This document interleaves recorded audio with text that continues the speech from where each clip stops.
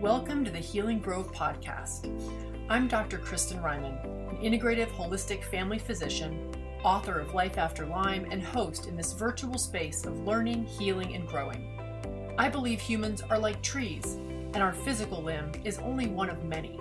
Health on all limbs of the tree, emotional, conceptual, social, spiritual, is absolutely required for the whole tree that is you to be vibrantly well. I created the Healing Grove podcast as a place to showcase some of the world's best integrative and holistic medicine, to expose you to transformative tools and mindset shifts for all limbs of your tree. I hope you enjoy our conversation in the Healing Grove today as much as I enjoyed having it. So hey everyone!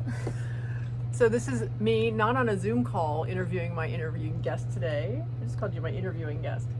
Not interviewing my podcast guest, but at the beach with my podcast guest, because my podcast guest is actually my amazing son's amazing girlfriend, Meghan Tveit. Some of you probably remember her because she did the elimination diet back before she was in medical school and learned all about that. But she's now in medical school and she's just starting her third year, kind of 2 months in. And when I got off the phone with her after her first rotation and listened to her reflections and her kind of heartfelt considerations about what it was feeling like to be in medicine as a trainee, I thought to myself, wow, everybody needs to hear this woman talk about what this experience is like, because you have such a genuine and authentic stance towards everything that you do, but also just such a beautifully intelligent and reflective way of processing things that I'm just so happy that you're willing to do this and share this with the world, because not everyone gets to see what it's like to be a medical student and to go through that process. So thank you, Meghan, for being willing to do that. Yes, I'm very excited. Awesome. So we're both on vacation, but we decided to do this because this is when we're together and much better than a Zoom call. So let's start by having you kind of introduce yourself and tell us a little bit about what drew you to medicine, so we can get a little bit of picture of who you are before we talk about your first rotation. Yeah. So my name is Meghan. I am a third year medical student at George Washington. And I think the main driver for the reason I chose to go to medical school was I just wanted to be a healer and to help people and to help transform their lives in a really positive way. I think that I had my own experiences as a patient, nothing too serious, but just breaking my nose, having to go to the hospital, having surgery, and realizing it's a really vulnerable spot for a lot of people. And taking that experience, as well as just knowing who I am about how I approach relationships, and deciding this is my calling and I want to be there for people in a really vulnerable time of their lives, a scary time for a lot of people. And Scary, like when dogs start attacking you. Let me put them inside. Keep talking. yes, so I chose to go to medical school 3 years ago. And medical school is a little bit strange because the first 2 years you spend learning a lot. You're in the classroom every day, you're studying your textbooks until your eyes are shut because you can no longer keep them open, and you take exams every 3 weeks. So it's really draining and it's really tiring. Your third year is when you finally get to hit the wards. So you get into these 8-week-long rotations where you're actually interacting with patients, and patients don't read textbooks. They're not the same. It's totally different, and it's a new skill that I'm learning and developing and enjoying. Awesome. So let's talk about your first rotation, which was pediatrics. Tell us a little bit about how it's structured and how it's different for some people. Like you might do it inpatient, outpatient. Yep. What does that look like? Yeah, so each rotation is 8 weeks long. For me, I spent the first 4 weeks of my 8-week rotation inpatient. So I was working at Children's National, and these are kids that have been admitted to the hospital overnight, wide range of conditions. And then I spent the second 4 weeks outpatient. So I was at a pediatrician's office and doing a lot of well-child checks. It's the start of the new school year, so we were doing a lot of physical exams. But really, it's such a pivot, inpatient experience to outpatient experience. is very different, with a lot of different learnings along the way. So let's start with your first rotation then, which was inpatient. Yep. What do you recall that first week or even that first day? Like, what were the parts that were exhilarating? What were the parts that were shocking? Yeah. I think for me, the hardest part showing up is you've worked so hard these first 2 years. You feel like you've mastered the human body because you've studied for days and days and days, and you think you've got it down. And then you show up and you realize you don't. And it's very humbling. And I sat in that room the first week thinking I wanted to try to solve all of these problems and these complex cases. And I looked around me, and there's residents and there's attendings. So attendings are the physicians, residents are physicians in training, and then there's medical students who are physicians in training and training. And so I realized I was the bottom of that totem pole, and I really didn't know a lot. And that was really humbling, and it was also kind of scary. So I took on this role of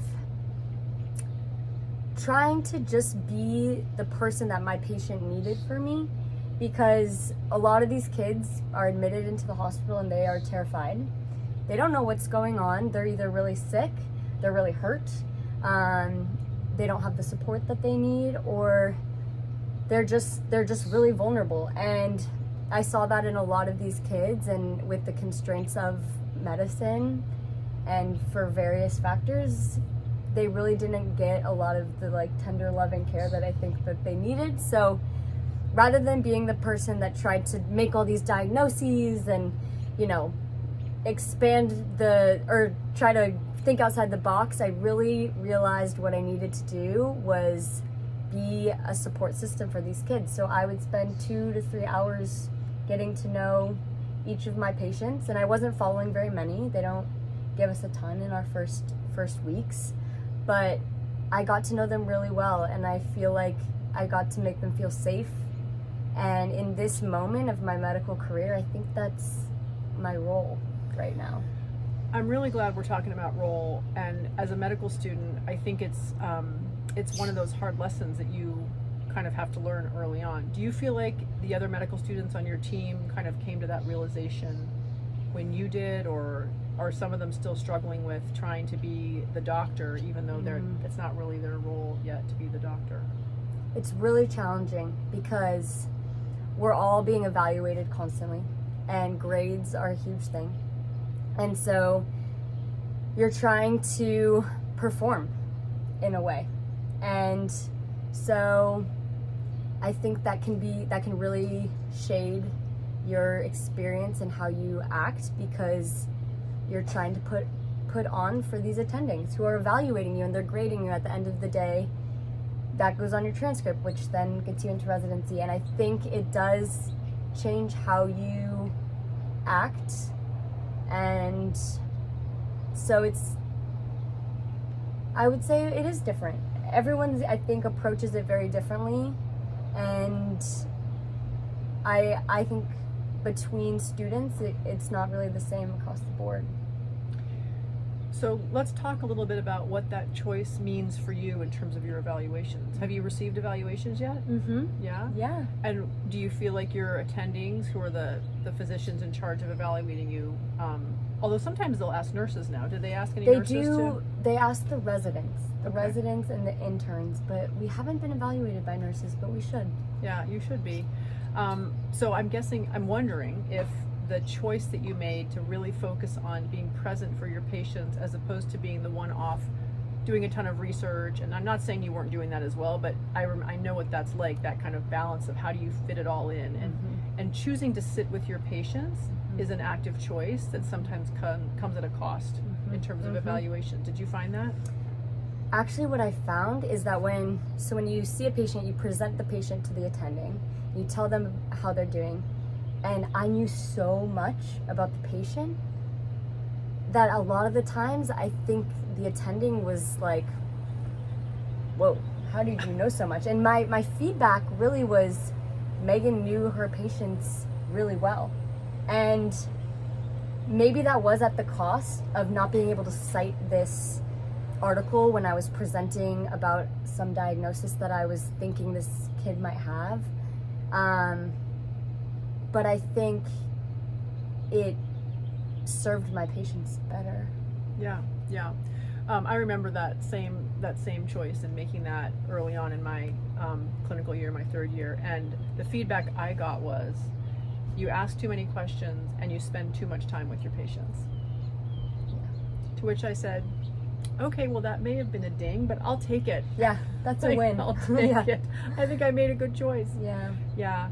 So what are some stories that stuck with you from that first month, Megan? Yeah, there's a lot. I think one of the ones that was most profound was when I was inpatient. We had a little kid who was admitted for an infection in her throat that needed to be drained, and she was absolutely terrified. When they told her she was spending the night in the hospital, she wailed and wailed and wailed for hours, super scared of an IV. Every time someone entered the room, she curled up into a ball and just wanted to escape. I could just tell she was terrified.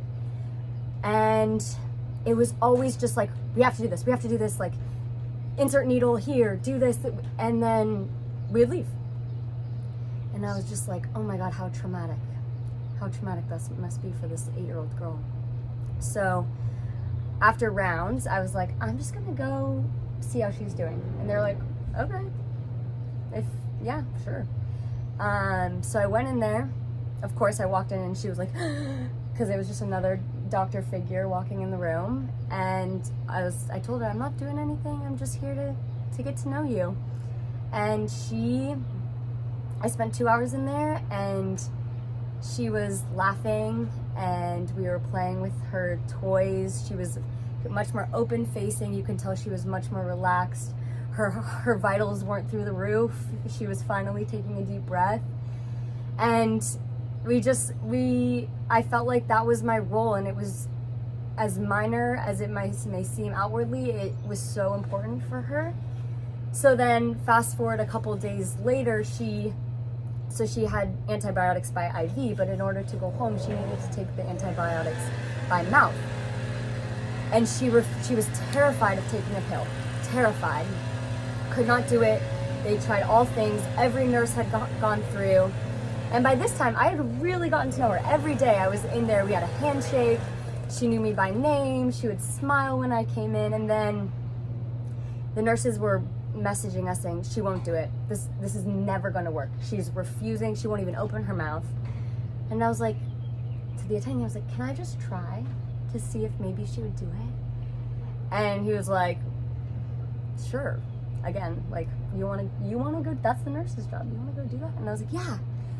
So I scurried over, and it did take like an hour, but she did it. She took the pill. We figured it out. She got to go home, and it was just an incredible moment. As simple as it is, an 8-year-old taking a pill.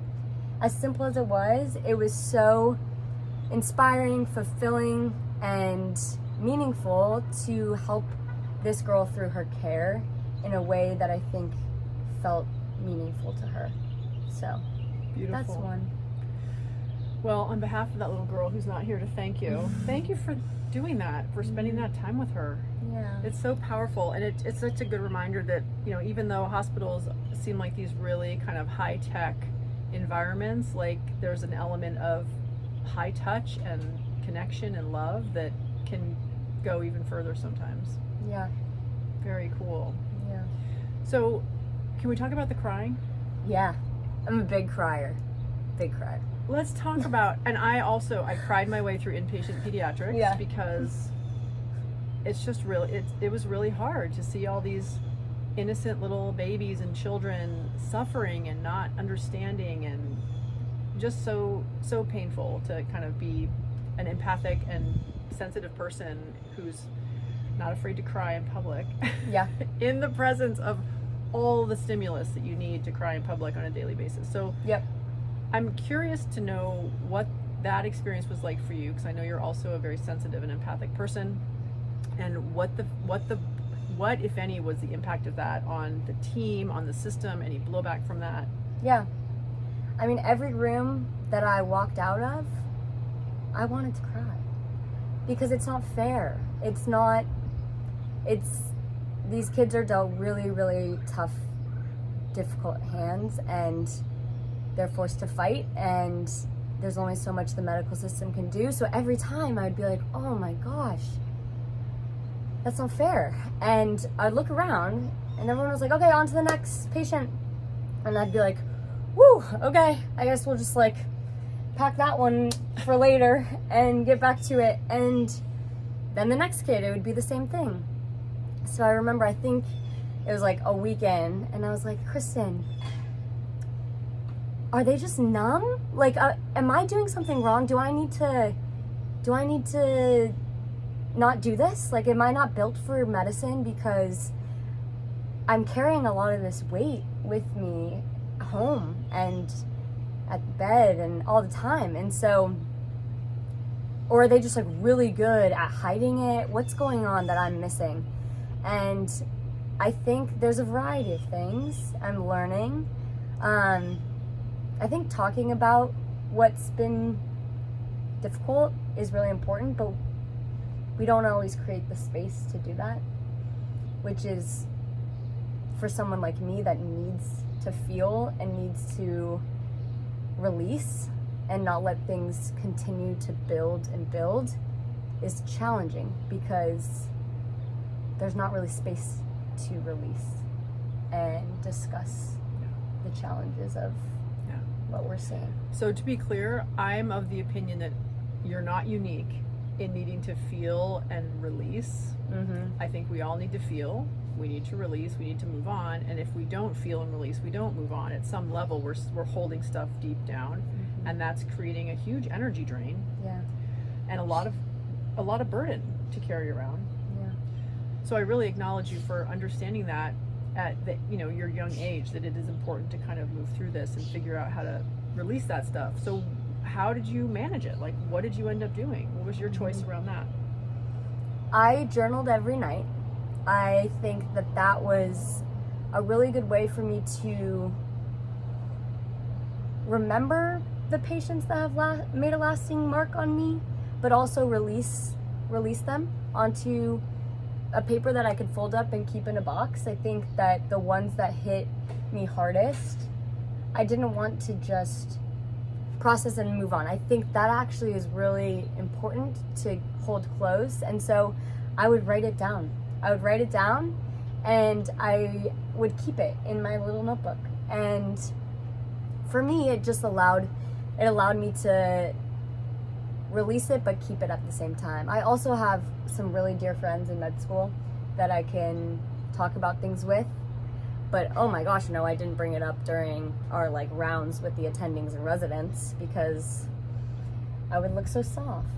Yeah, there's not really permission to look soft. No.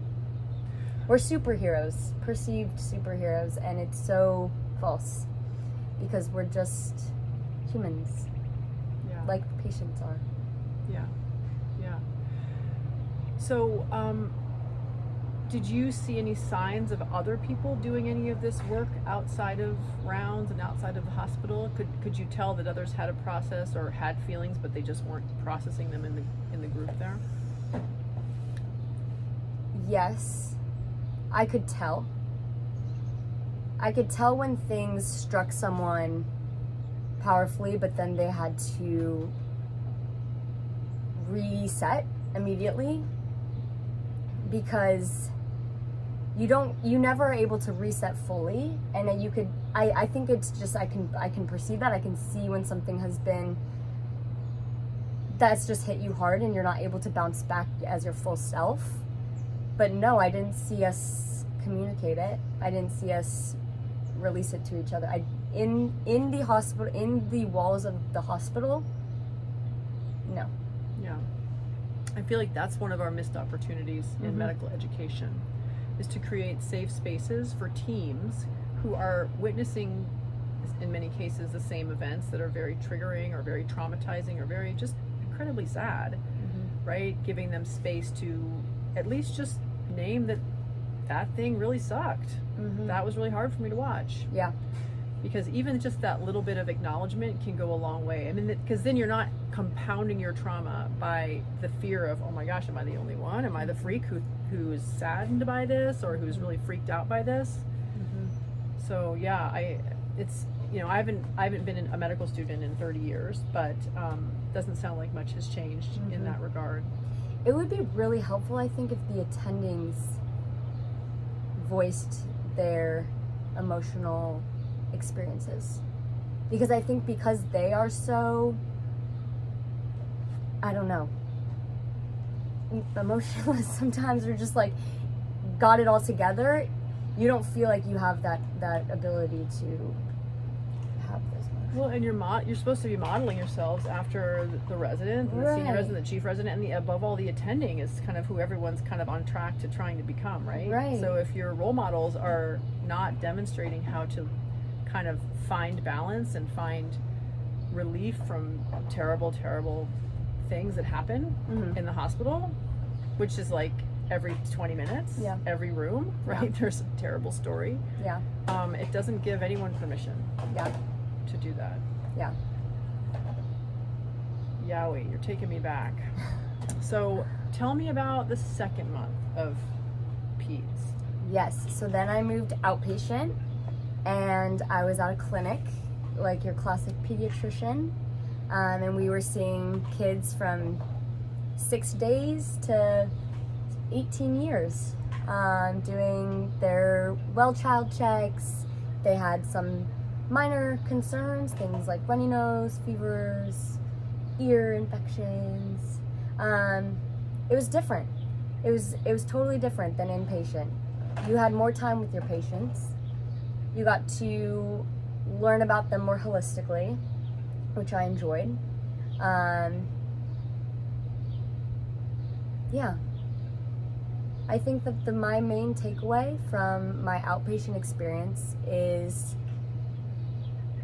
there are a lot of barriers and social inequities that affect one's health. And I think that's where, not that barriers to healthcare didn't come through in the inpatient setting in the hospital, definitely did, but I think outpatient shed light on all factors that contribute to one's health. You were able to see a patient in a more holistic view because you were evaluating them from head to toe.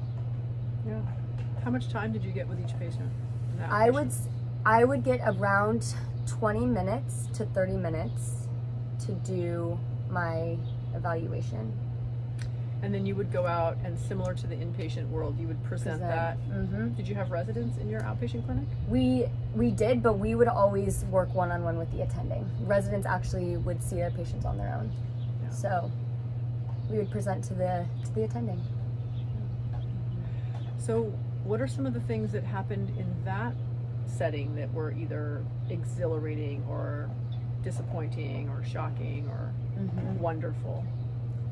I think that what was the most exhilarating, interesting, and challenging was learning how to support families that are going through experiences that I've never experienced and that I can't imagine experiencing. I think a lot of the social inequities, a lot of our healthcare system is difficult to access for many people, and so as a result, trying to counsel and to provide care for people that are their lived experience is simply different from mine is a challenge. Can you give me an example of one of those patients? Yeah. So we have a lot of families that don't speak English, so we would use a translator, an app, and that within itself already diminishes quality of care because you're not communicating as continuously. You're kind of going through this third party, and then a lot of families with 6 months old, less than 6 months, didn't have the financial ability to adequately support their child, and their child was losing incredible amounts of weight and coming in with failure to thrive because they don't have the financial support available to support this kid. So not getting meals, formula, sleeping in parents' beds because they can't get there's no other room for their kid to sleep. Transportation, being able to come to their physician's appointments, not having a car, trying to get there by metro, but it's not accessible by metro, so you're having to walk miles and miles just to get to an appointment. I think those things just add up, and it's challenging because the answers are not simple. So, which did you like better, inpatient, outpatient? Inpatient is more my speed, I think. I think it was really intense, and I think that's where I can thrive, is when things are super fast-paced and you're thinking through these really complicated medical presentations as quickly as you can. I loved that. I really loved that. Yeah. All right, so I'm fast forwarding in my head to having a conversation like this in 2 years with you. Mm-hmm. And I want you to think about what you might want to know from Meghan Tveit on, July 3rd, 2023, that we haven't already talked about. Let's pick her brain a little bit for your future self. Yeah. I mean, as the newest of newbies into the hospital setting, I think that's a hard one. I know, I just thought of it myself. What is my 2 year from now self going to be curious about what my current self is experiencing? Yeah, like she's going to watch this in 2 years and she's going to be like, oh my gosh, Kristin, how come you didn't ask her this? Meghan, how come you didn't volunteer that? I want to know this thing about your experience right now.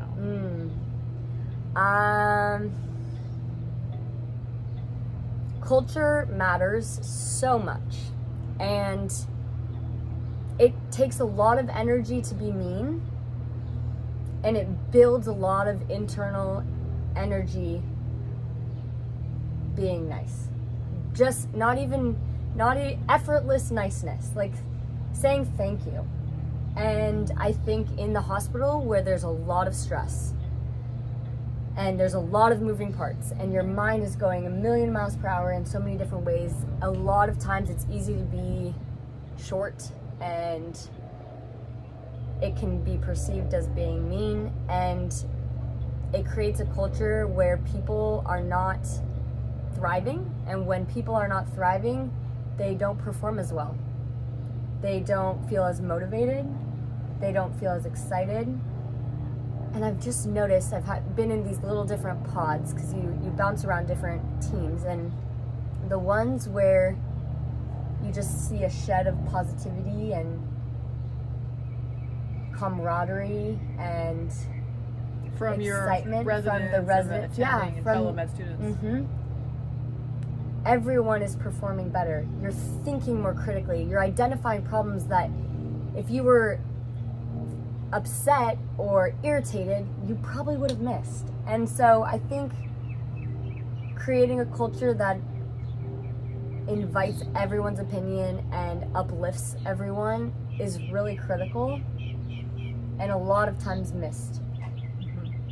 So this might come as a shock to people listening. I think a lot of people think of doctors and medical students by extension as kind of these like very objective, very kind of equanimitas, like nothing unflappable, right? Like they're still going to do their best critical thinking because that's what they're there to do. But what you're saying is doctors are humans, and their relationships they have with fellow trainees, doctors, colleagues matters in terms of how they perceive themselves, how they move in the world, how effective they are, right? I mean, I think it's slightly controversial what you just said. Yeah. In a good way. No, for sure. I mean, there's a power dynamic, a hierarchy of the hospital, and it's real. Yeah. We slip into it, and I think that it actually isn't that helpful. Yeah. Do you have any fear of like your attending watching this? I was thinking about that. But then I was more so thinking like, if I'm applying to residency and they see controversial takes and they say, we don't want her, then I don't really want to go there anyways. Well said. So, well, it's your personal litmus test. Yeah. What, you didn't like my podcast? Then I don't want to come play with you guys. Well, right? I mean, if I don't know. If the views aren't aligned, I don't feel like I have that hot of takes. I mean, maybe, but... Are you happy that you're in medicine? Yeah, I am. Every day I walk into the hospital, I feel so right. I think that working with patients in a vulnerable, scary time is the most purposeful thing I can do right now. So I am happy. It's exhausting. And the hours are crazy. And I'm not even a resident, so it's only going to get harder. But do you see this path has taken its toll on residents and attendings? Yeah. They're corpses of humans walking through the hospital sometimes. Your attending might be listening. I know. But if they they're know a corpse, it too. If they're a corpse, they probably can't process it, or maybe No. it's a helpful wake-up call, right? Yeah, I mean, we're working on it, and I think mental health in medicine is key. Taking care of we're taught for years and years and years how to take care of others, but we also have to take care of ourselves. And I think sometimes we forget that because we're so focused on how are we going to help the next person that we forget to look inward. So I heard that you're journaling every day. Are you still journaling every day? Yes. What else are you doing? Right there. Just for the record, so for 2 years from now, when you're going into residency, we can rewind this and play it back for you and be like, listen, Megan, are you still doing these yeah. things? What are the things? Every night I journal at least one sentence. If I'm like, oh my gosh, I can't do that. One sentence is all I'll give, but I'll do it. And are you focusing on, sorry to interrupt, but I want to know, are you Yeah. focusing on like, this happened during my day, or this is what I felt about what happened during my day? Sometimes both. Sometimes I will be like, I am so angry because this happened. And sometimes I'll be like, oh my gosh, this really cool thing happened. So I think it's explaining what happened and then how that affected me emotionally. Good, because public service announcement, the second part, the effect on you or the impact on you emotionally, is actually where the juice and the money is in journaling. Yeah. Not just reciting the day's events. Yeah, I went to the grocery store and bought a loaf of bread, a container of milk, and a stick of butter. If you used to watch Sesame Street, Yeah. It's more like, oh my gosh, I went to the store and this thing happened that made me say, oh, Yeah. I'm so excited, or I'm so afraid, or I'm so. You've Yeah. got to focus on the emotions you had during the day to really get the benefit of journaling. Yeah. I agree. So what else? That's one. So, journaling. So I do that. Every morning I spend 10 minutes doing what I call my movement. And that's just like, I have a yoga mat on my floor and I'll do a flow. And it changes, but it's some variation of downward dog, inhale, warrior one, warrior two, just getting my body flowing. I do that every morning. And then I think the other things for me that have been really important is just time and energy with people that matter, because I think we're so busy we forget about the humans that matter to us. And so being able to fill up that internal energy with the love and support of my people is key for me, because I'm an extrovert and I need humans in my life. Awesome. So those are the big three. Those are my big three. And yeah, and just eating good food. I can't emphasize it. Like, I pack my lunch. A lot of people are like on the go racing to eat their breakfast while they're eating or while they're driving to work. I am very much so of the mindset I need to have peaceful meals. It can't be like I'm running to the OR and chomping down my Snickers bar just to sustain me through the next 3 hours surgery, like, or 5 hour, or 12 hour. Yeah, you're right. So good hearty sustainable food is where I also spend a lot of my energy preparing. Do the drug reps still supply breakfast for all those No, morning grand rounds? we don't get nothing. It's probably a good thing. I hope they've kicked the drug reps out at this What point. would they give you? we would, like, I think it was every Tuesday morning, we had like a free breakfast, and the drug reps would come with like a sheet telling us all about this new fancy drug that was like, you know, free for your patients. Because I brought all these samples, but oh, by the way, it's going to be $1,000 a month in two months. Once everyone's hooked on them, and they'd have, you know, donuts and Krispy Kremes, and if it was lunch, strange. they'd have lasagna, and I mean, it was like they're selling you on the drug. I mean, first of all, this is the first time hearing if they're not doing that, because again, I've been out of that like educational loop for a while, but that's great. Yeah. And some hospitals actually they've said we're not allowing any drug reps on campus. Yeah. But yeah. We used to let them into our outpatient clinic in my family medicine residency, and we had a little sheet, a checklist, that kind of asked us to identify anything in their spiel that felt like propaganda, and the different techniques they would use to kind of convince us that this was the thing to do, and the kind of, you know, expert-based, and pulling in experts to talk about it, pulling in like social proof to talk about how many patients were loving it, blah, blah, blah, blah. And we would like break it down, and they'd be like, thank you very much, and they'd leave, and then our pharmacist would walk us through kind of like all the tactics. So it was very eye-opening. It was kind of used as an educational device to help us understand how we were being kind of co-opted by the pharmaceutical industry. Very interesting. Wow. No, I mean, I'm only 2 months in, so I'll let you know if I see that, but I have not experienced that. Yeah. That's crazy. Yeah, cool. So last thing before we end, is there anything else you would like to say to your future self? I think stay true to who you are, and that's super cliche, but I can just see it's such you get so sucked in to the grind and the culture and all that is Western medicine, and it can be so easy to slip away from your values and what you believe in. And I feel strongly that I have stayed true to my values as a human and carrying that over into who I am as a doctor. But there's always temptation, and I always feel this pull of me trying to be pulled to do things that I just don't agree with, and then me trying to pull myself back to the values that I hold. And I think just telling myself and reminding myself, you know, you have the power to write your own story. Yes, you are part of this system right now, but you are your own person at the end of the day, and you don't need to conform. You need to learn, and you need to take care of your patients. Awesome. Yeah. Thank you so much for doing this. Thank you for having me and letting me reflect. Well, you'd be reflecting either way, Megan, but I'm just grateful that you allowed us to capture some of it so that others can benefit from your reflection. You know, I think most people listening to this will probably be patients or future patients or people outside the medical system, and I think it's a helpful glimpse to see what doctors go through. I hope to do many of these over the next couple of years, and let's just track the journey, and we can be your accountability buddies. Yeah. You know, helping you stay in alignment with your goals, to stay in alignment with yourself. Yeah.